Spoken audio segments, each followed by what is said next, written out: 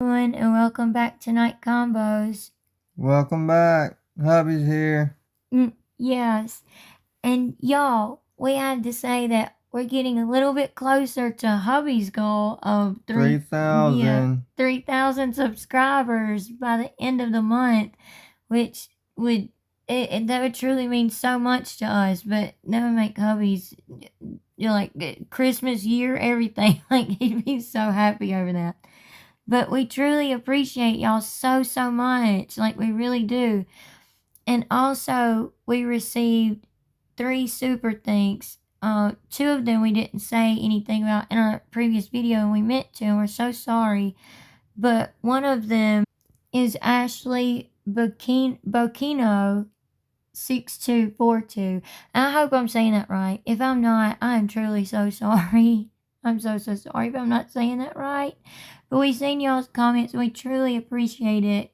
And then the other two that we got, they were on they were on 3 different videos, but y'all know who y'all are, and we greatly appreciate y'all so very much. The super thanks really does help our channel, and it helps us personally, and we just can't thank y'all enough, and we can't thank all of our subscribers enough. Like, our channel wouldn't be what it is without y'all. So thank you so very much to all of our subscribers, every single one of you, all of you that's been with us from the very beginning all the way to now, and all of our new subscribers. Thank you so much for subscribing.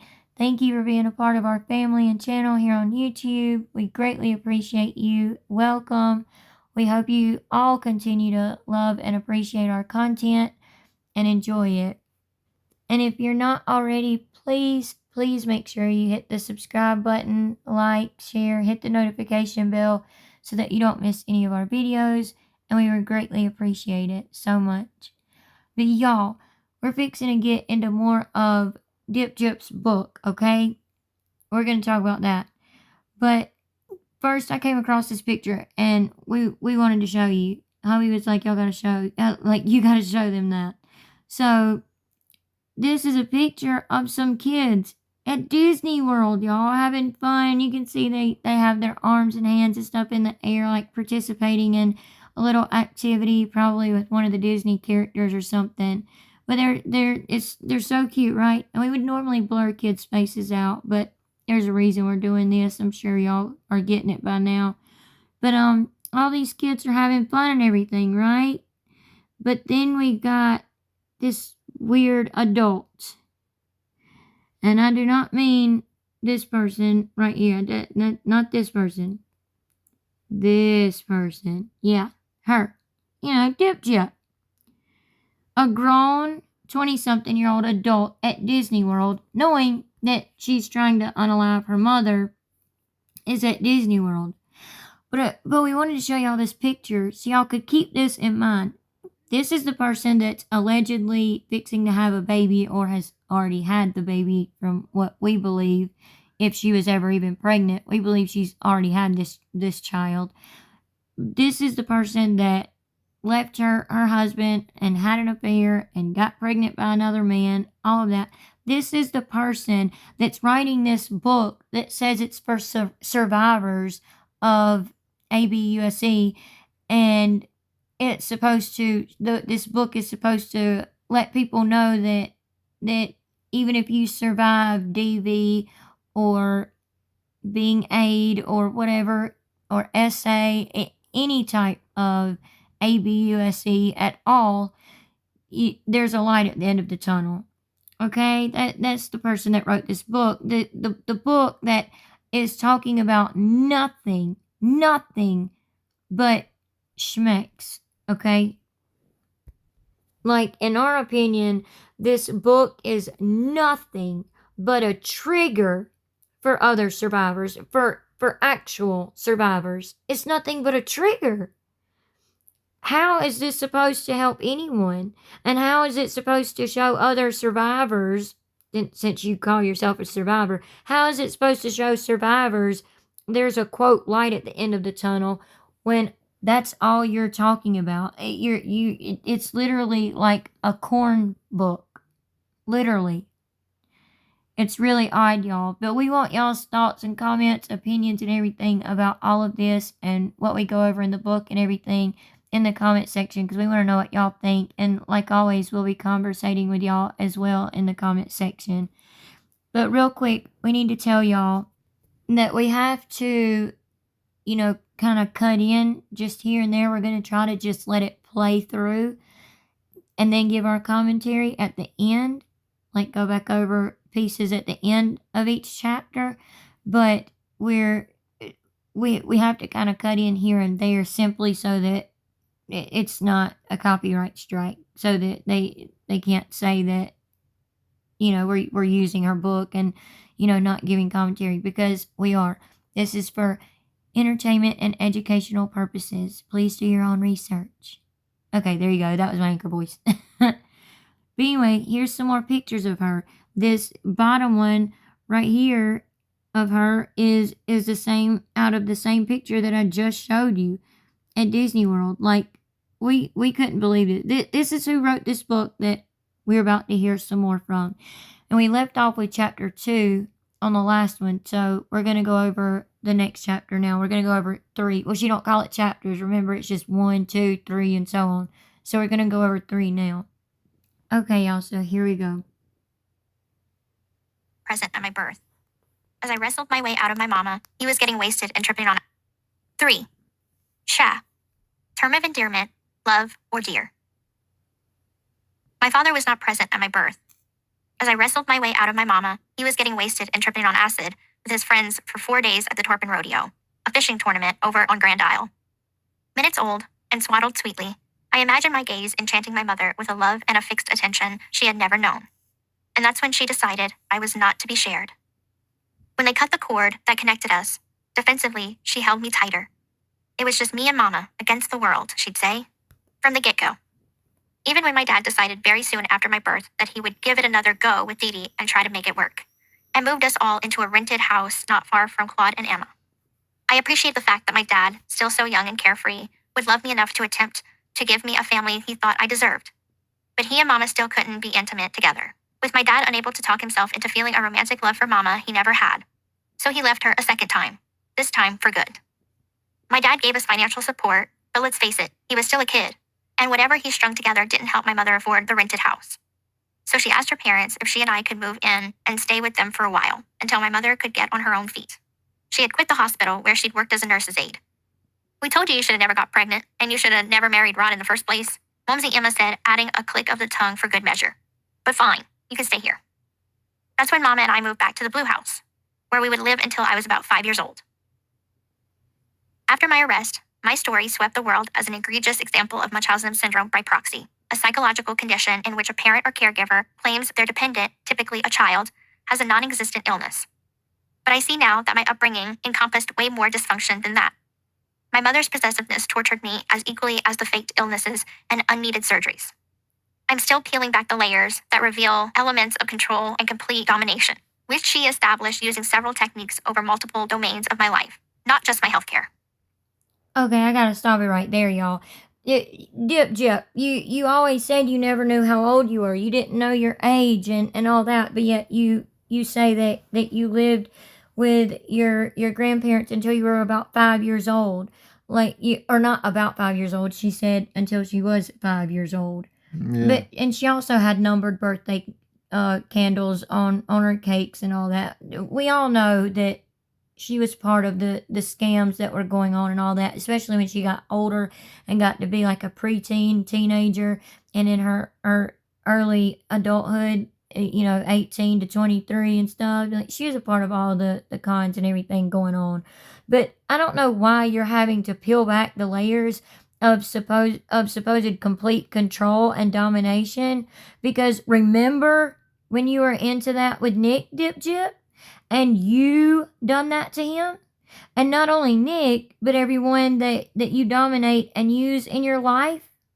Oh, and also Dee Dee, your mom, Ryan, you literally doing this to anyone that comes into contact with you that you are either using or don't like in some way.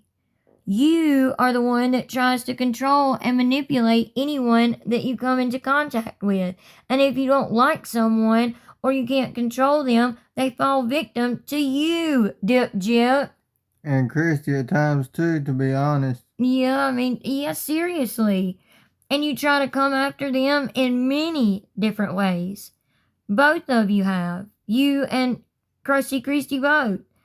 As well as your Chihuahua Brie going all the time for you. You know, again, just like your mom, Nick, Ryan, Kenny boy. You know, kind of like how you just said your mom did to you, but you lie, and it's really all the way around, all the way the other way around. Completely the other way around. Everything you say about your mom is literally the other way around. And also the things that you've claimed about your mom that are alleged, you're literally doing yourself to your child and in life. Anyway, let's continue. Sorry. I don't want to believe she was conscious of her ways. It's so hard to believe that. At the same time, I am haunted by the possibility that perhaps she did have awareness of the depth of the emotional pain she was causing and simply lacked empathy for me. If she knew my pain, empathized with how it might feel to be locked away, prodded, and lied to, she wouldn't have done it in the first place, right? And if she couldn't put herself in my shoes and feel what I felt, does that mean she also didn't feel bad about it? To possess someone, you must see them not as a person, but as an object, like property. The literal meaning of possession is to physically take over the property. From that first gaze in the hospital, it was me and Mama against the world. No bad men, no intruders. My birth certificate was her deed to a property rightfully hers. The takeover had begun. Before it was a physical takeover in the form of controlling my body's functions, it was an emotional one. I grew up dreamy-eyed for Mama. When you're little, your world is so small. I had my mother, my bedroom, and my dolls. I was a sucker for dolls. My early memories are of my mother promising a new doll to me if I would just see a new doctor, have a new procedure, not in agreement, not ask why, hold my tongue. Many say Mama was manipulative, holding the dolls over me like that. But getting the doll was my endgame. So wasn't I a willing participant? I was too young at the time for me to blame myself now, but I do wonder if I helped my mother do the things she did. To me, to the system, and to my dad. Yes, you absolutely helped your mom in conning. Yes, and conning people out of money and stuff. Yes, you absolutely did. How does she know that any of this happened for a fact? Yeah, for real. She doesn't. It's because I mean we know that Krusty Christy and Ryan are the ones that told her all of this stuff. She doesn't know that this stuff really happened for a fact. From the time she was a baby, she knew exactly what happened and how her mom acted and what her mom said and all of that. Like, get out of here. Seriously.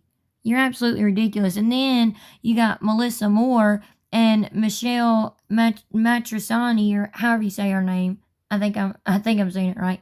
You know, telling her stuff and putting stuff in her ear. And it's like she's it's almost like Dip Jip is very manipulative and controlling. We know that. Right. She's a narcissist. But I also truly think that, and we were talking with a subscriber as well about this, like, you know, I also think that she really is like a puppet for Christy. You know, Christy's using her. Dip Jip said that her mom used her as a cash cow. And she has her Chihuahua Brie saying that. But really, Christy is the one using her as a cash cow. Yeah. Okay, anyway.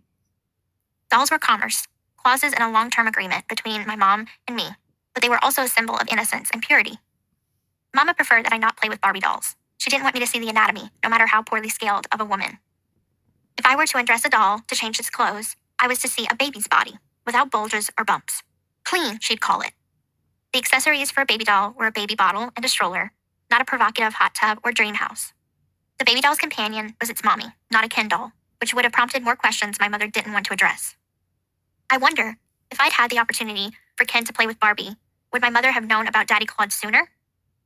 At first, the shame she inflicted was subliminal, like implying that our natural naked state is dirty by preferring clean. But soon enough, Mama became more literal in what she expected from my body. Breasts were sinful and were to be covered. Pubic hair was dirty and should be shaved off. Now, as I write this, I wonder if that kind of brainwashing about my sexuality was really a means to get me to be complicit in hiding my puberty from the outside world. To keep. Now, she just said that she had to shave her private area, okay, her southern regions. Right. But yet, she said that she wasn't allowed to shave that before. She, like in interviews before, she said she wasn't allowed to shave that. So she was shaving that for Nick that night because she wasn't allowed to do that before. So she said so many different things, it's ridiculous. Sorry, y'all. Keep me young and consistent with her documentation. Regardless, for much of my life, I felt confused and conflicted about my womanhood. As I do the work of remembering the timeline of my life with her, imagining our first moments together in the maternity ward, being dressed as her mini-me, being drafted into a united front against a family she, for whatever reason, felt ostracized from, I don't feel hatred toward my mother. I've come to see that my mother wanted me to keep my world small as a child's, possibly because as hers became bigger and bigger, she got scared away. In my memories from between 5 and 9 years old, our relationship felt like an innocent love, surrounded by toys resembling the small world, not the real world. Fisher-Price little people with their barreled bodies in little cars in my little living room in a little Section 8 apartment in the Golden Meadow projects, where we moved after we left the Blue House, after Momsy Emma died and Daddy Claude decided to marry Laura, a local nurse who had worked with Mama and who Daddy Claude had a long-standing relationship with. In the confines of our home, I never called my mom Mama, at least not very often, and she rarely called me Gypsy. Names have history. They're bigger than nicknames. Nicknames reduce a person to one small trait, safe and definable. Around the house, as I watched The Lion King for the 100th time or pretended to feed kibble to my stuffed Raja tiger from Aladdin, my mother called me Baby, and I called her Honey. Honey and Baby were safe and had no past. My mother's love was in the present, and not small at all. She was my honey, and I was her baby. Okay, that's just really weird because she also called Nick Honey all the time in the text messages, remember? Like, that's really weird, and I don't even know if that's true. That's really odd. Our terms of endearment could be easily swapped with those of a newlywed couple, intoxicated by each other's pheromones. Honey, I'd call out to her, with my arm outstretched and bottle in hand. More, honey, more. I see now I was her emotional support surrogate very early on, our dynamic resembling a couple instead of a mother-daughter duo. I'm all for the idea of us against the world. If you are a fierce single mom raising strong daughters modeling what can be accomplished when you stick together. But our us against the world looked more like her sticking to me. While I was very young, that stickiness was sweet like molasses. No one's ever going to take as good care of you as me, baby, she'd say. Molasses, if it's stored right, could last for years before it begins to mold over. And for years, we were each other's companions. We bathed together, slept in the same bed together, watched the same daytime television programs. Her interest in sci-fi and fantasy and the People's Court became my interest. When I showed my own curiosity for things separate from her, like Barbie dolls, she'd be there to deflect. Now, you don't want those dolls when you have so many stuffed animals to play with. I don't want Barbie. There's power in numbers, and in my mother's paranoid defensive mind, it had always been Claude and his other 5 children against Dee Dee, especially after Momsy Emma passed. She and her brothers and sisters were like the neighboring towns of Lafourche Parish, stacked one right after the next, separated by invisible boundary lines that kept them out of each other's borders.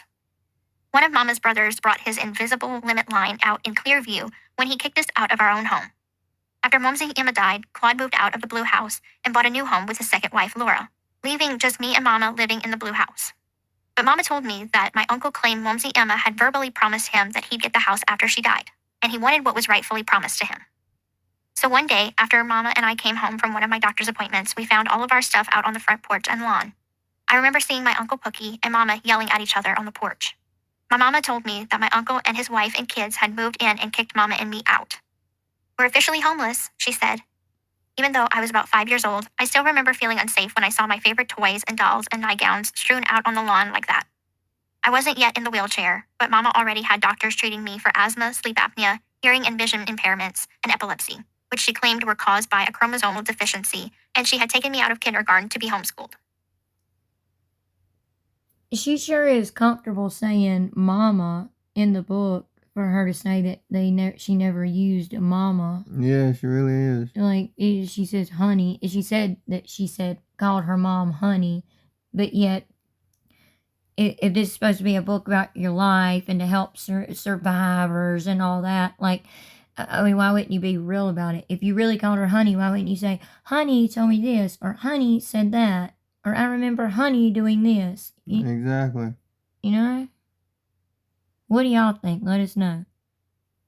In a later conversation with Uncle Pookie, he explained to me that the argument he and Mama had on the porch was sparked by him questioning my mother about my mysterious bad health, telling her, she needs to be in school, Dee Dee. Why is she not being schooled? Never one to be told what to do, my mother did what she did best, ran away from those who had my best interest at heart, just because she couldn't handle being told she was wrong. Nobody told Mama she was wrong, not even the doctors. I anticipate I will continue to uncover thousands of lies that pixelate the reality my mother designed for me, as if I'd been living in a simulation all those years. For a short period of time after we were kicked out, Mama and I stayed at her godmother's house, but we soon got kicked out of there too, since I later learned Mama was caught stealing checks out of her godmother's checkbook. I don't know if she was that desperate for money or if she was just wanting to steal, but right after that, we bounced to New Orleans for a while, where we lived rent-free for weeks in the Ronald McDonald House. You're not supposed to stay so long. Once we were approved, we finally moved to the Golden Meadow Projects, where I lived until I was 9. Mama knew how to get approved for a lot of things and lived off the system. So I'm not sure if remanding me to a wheelchair was part of the scheme or if it was a symptom of her Munchausen by proxy. Mama scored 3 different government-issued phones because she applied for different benefits for different reasons. It had nothing to do with Munchausen by proxy because, girlfriend, you didn't even know that word until you had done got arrested and your attorney thought that you were going to have to go to trial before you got that sweet little plea deal of yours. And he told you that phrase and what it meant. And ever since then, you have been running with it.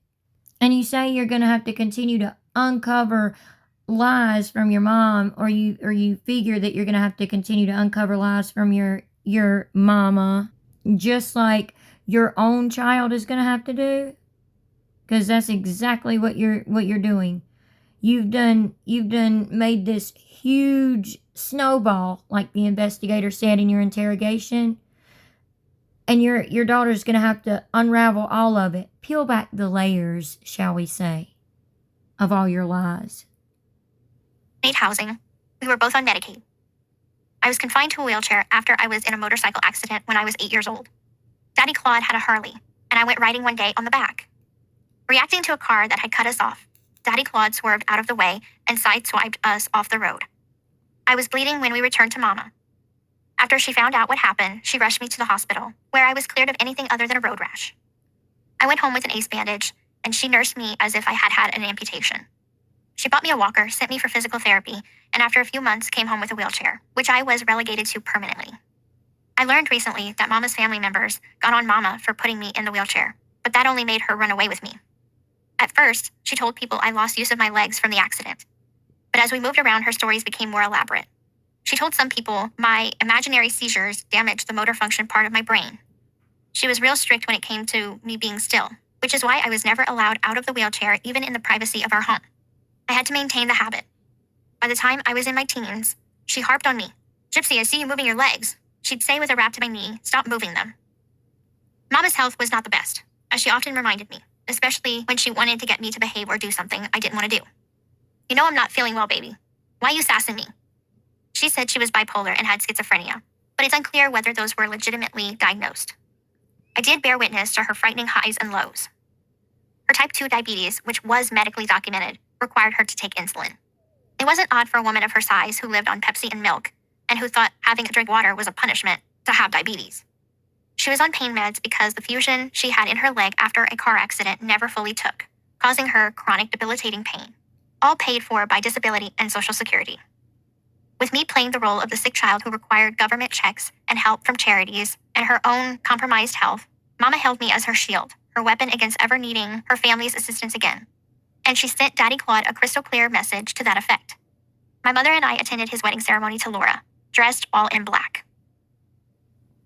You try to say that you weren't allowed to walk around even in the privacy of your own home, when we all know that that's an absolute total lie, Dip Jip. You've even said that yourself.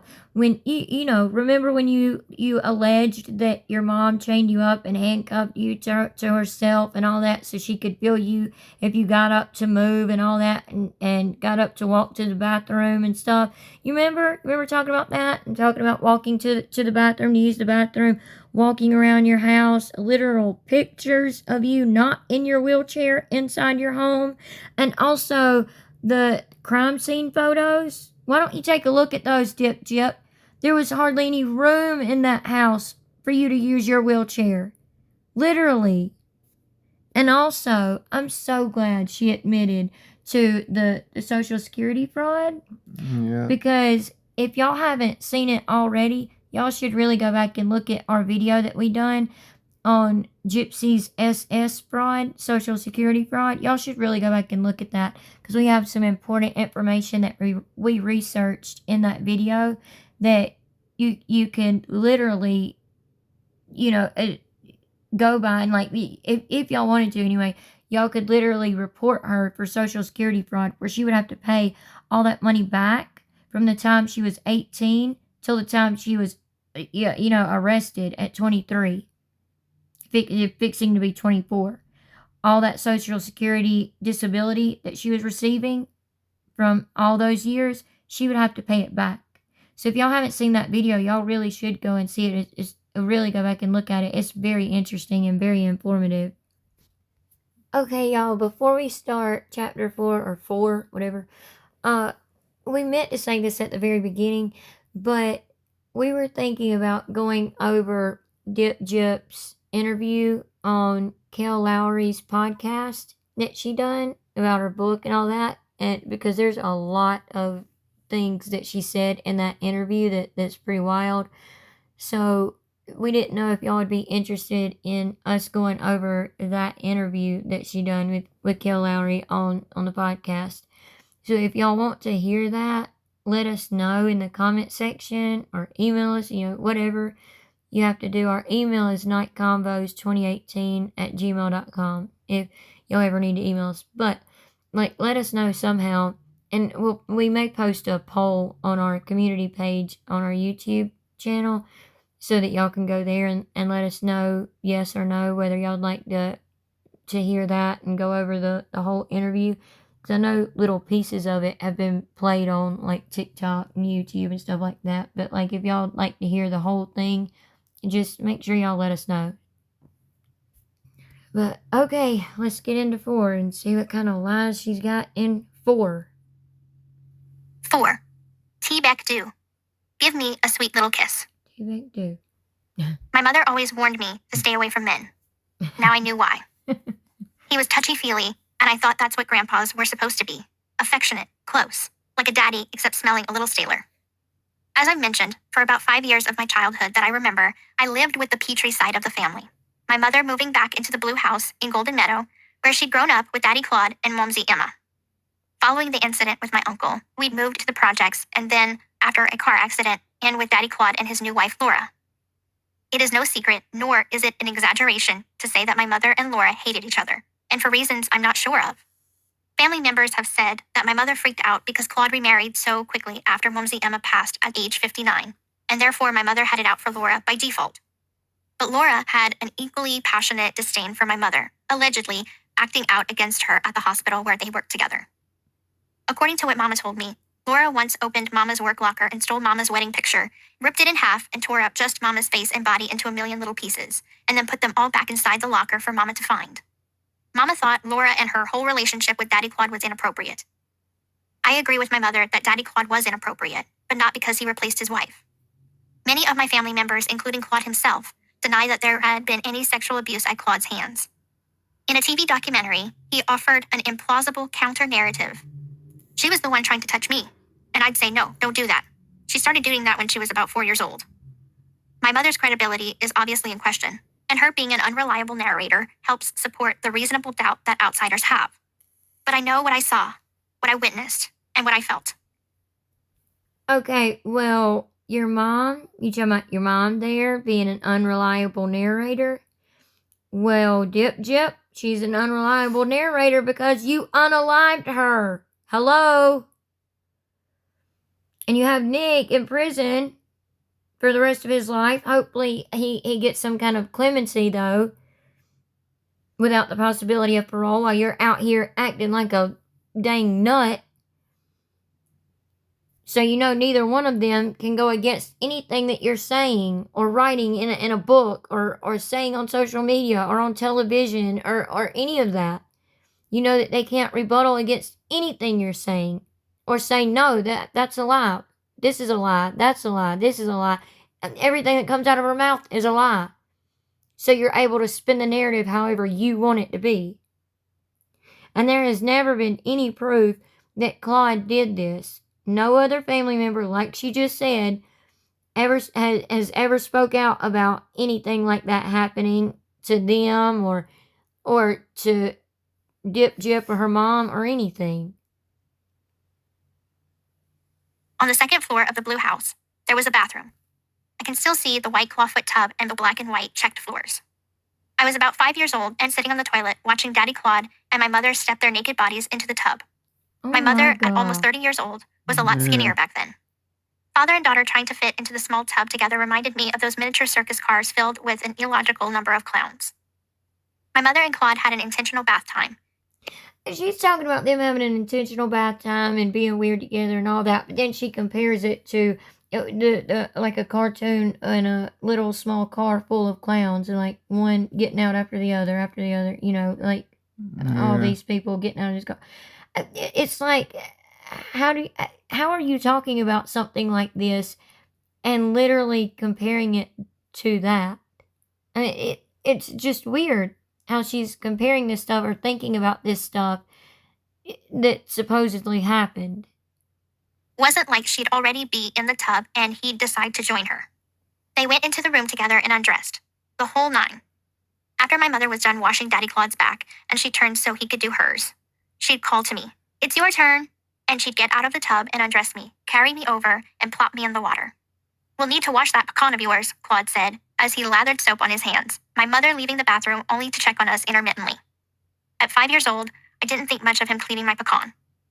The bath stopped after we managed to move into subsidized housing in Golden Meadow, just a turn from the blue house. But when I was about 8 or 9 years old, my mother and I were in a car accident. She was in the hospital for 2 months. Her tibia and fibula were broken, and she needed to have plates and rods and screws put in, which never resulted in the bone fusion her doctors had hoped for. Afterward, she experienced chronic pain, which led her to be prescribed pain meds, which led to my addiction to her opioids. In order to help her recover... So it's your mom's fault that you were allegedly addicted to opiates? I know, right? Like, she's contradicting herself left, right, and center in this book over and over again. And blaming everything on her mom, of course. And care for me, we moved in with Claude and Laura in their new house. While she recuperated for several months, my mother and I slept on a pull-out couch in the living room. I remember Daddy Claude moseying over like an old grizzly bear to where I was lying. His hand moved toward my pull-up diaper like it was a pot of honey. Okay, I'm sorry, y'all, to pause again. But seriously, y'all, if you've been essayed before, especially as a child, you're not going to describe yourself as a pot of honey when talking about how the person that essayed you felt about you or thought about you and what they did to you. Gyp, that's sick. You're sick. Seriously, you're sick. You're not gonna be people that are essayed as a child. In my opinion, I really do not feel like you're gonna say, "Oh well, he came to me and pulled my underwear down or her diaper in this situation," which I don't know why she was wearing a diaper, but we know that she wore a diaper well up into her adulthood pretty much. But you're not gonna say, "Oh, this person came to me like my nether regions was a pot of honey." You're not gonna be like that. You are schmexualizing this situation, but yet you're calling yourself the victim. That makes no sense to me.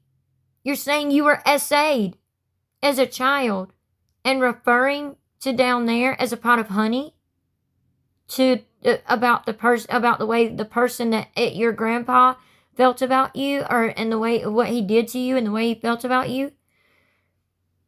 That's sick. You're sick. Oh my God. I don't even know what to call her at this point because she is so freaking sick. Mom's arm swiftly intervened. Like a human fly swatter, she shooed Daddy's hand away. He grunted and walked out of the room. Her message to keep his hands off was too late. Daddy had already crossed the line that should never have been approached. While my mother was in the hospital after her leg injury, I was cared for by Laura, who was a former nurse, and Daddy Claude. They were vigilant with my medication doses and knew how to administer food through my feeding tube. I had a permanent feeding tube that was attached to my abdomen when I was about 9 years old, soon after the motorcycle accident with Daddy Claude. Again, there you are, knowing how old you are. Unlike the portrayal in the act, my mother never blended real food and fed it to me through the tube. My feeding tube was used strictly to administer water, liquid nutrition supplements, and medications. When I got to county jail, I weighed 92 pounds at almost 24 years old, due to a daily menu of Pediasure and other electrolyte drinks. Which would be normal for her height of 4'11". So, yeah. Jip, you need to get it together. With her seriously having a child or already having a child or whatever the situation is, I truly feel sorry for it. I truly do. I feel sorry for her having a child.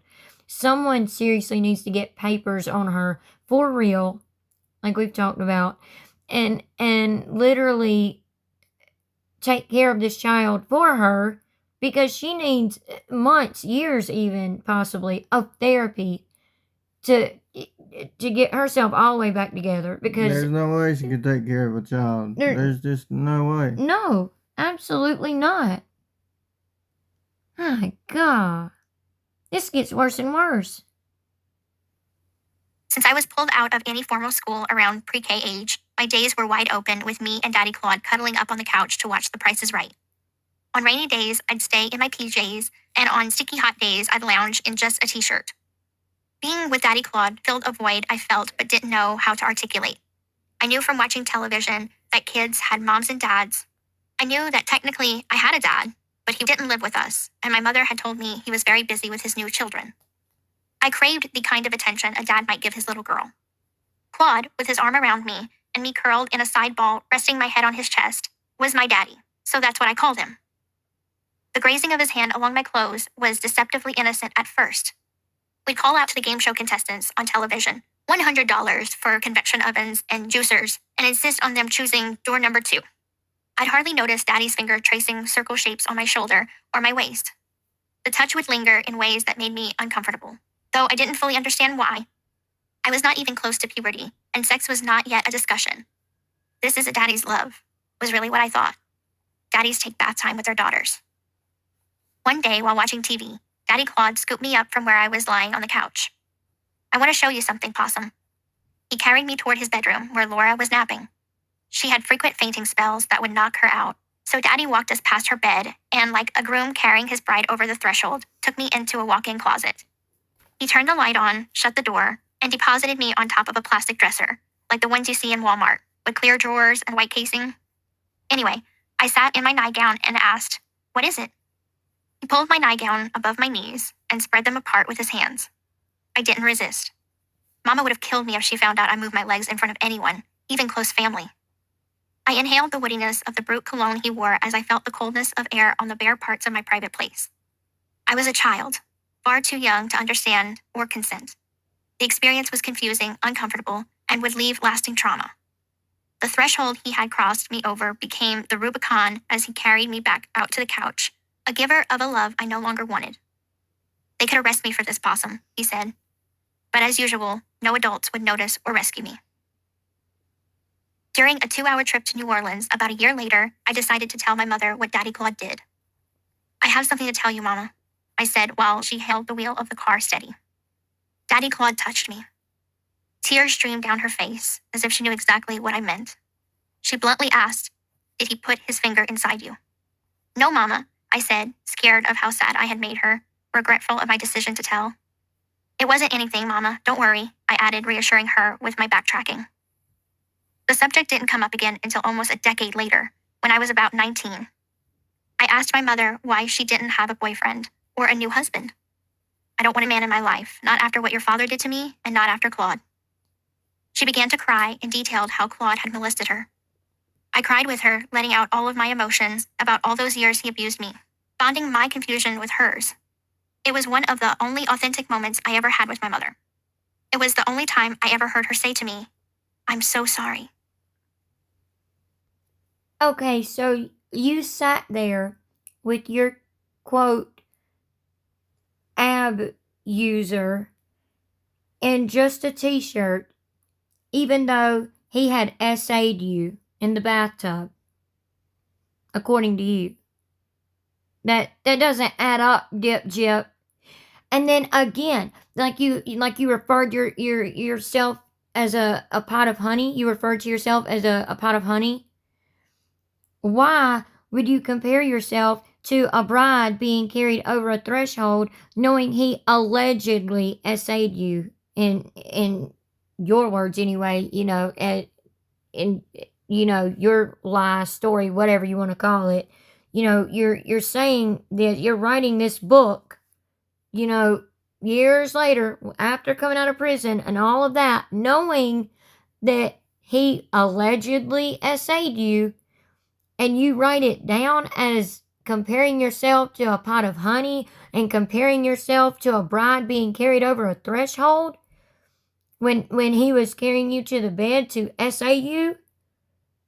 Why would you write it like that? That makes no sense to me. None. Again, Makes no sense.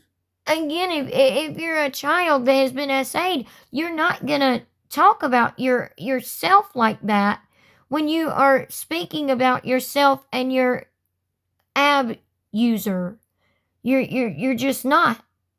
You're not gonna talk about yourself like that. You're not gonna compare yourself to these things.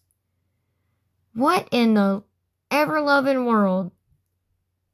And remember, y'all, this right here is who wrote this. This right here, adults in a group of a bunch of young children at Disney World acting like a child to get a free trip.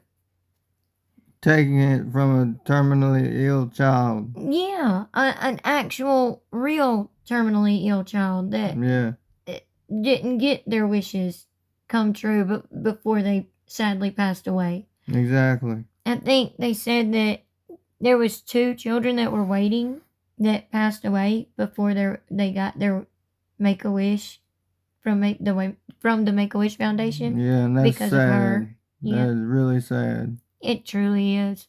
It truly, truly is.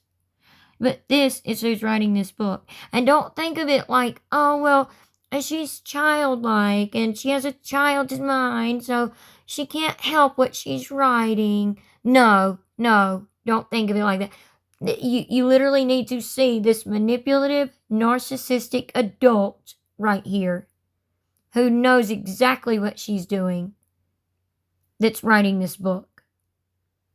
But anyway, y'all, I'm not meaning to rant, and I don't mean all of that like toward y'all. Like neither one of us mean anything toward y'all. We're talking about like the people that want to take up for her and say, well, she deserves a second chance just like anybody else. She just made a mistake. This girl literally jabbed her mother in the back. Not a mistake. Exactly. She planned it for years, okay?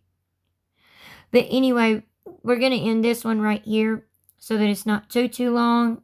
We're sorry if it's a little too long for y'all, but we do truly hope that all of y'all enjoyed this and enjoyed our commentary on the book and everything and found it informative. And again, go back and watch those videos if you haven't already about Gypsy's SS fraud. That's what it's titled. And the one titled Gypsy, quote, aid, which, Ab used Dee Dee. Go watch those 2 videos, y'all. They are so telling. It's wild. But we hope y'all enjoyed our commentary. We hope y'all enjoyed this video. We greatly appreciate all of you watching so very much. We appreciate all of you and all of our subscribers. Thank you so much to all of you again. And if you're not already, please make sure you consider hitting the subscribe button, like, share, hit the notification bell so that you don't miss any of our videos. And we would greatly appreciate it so very much. And we'll see you on the next one. Have a good night and God bless. Have a good night. God bless. Bye. Bye.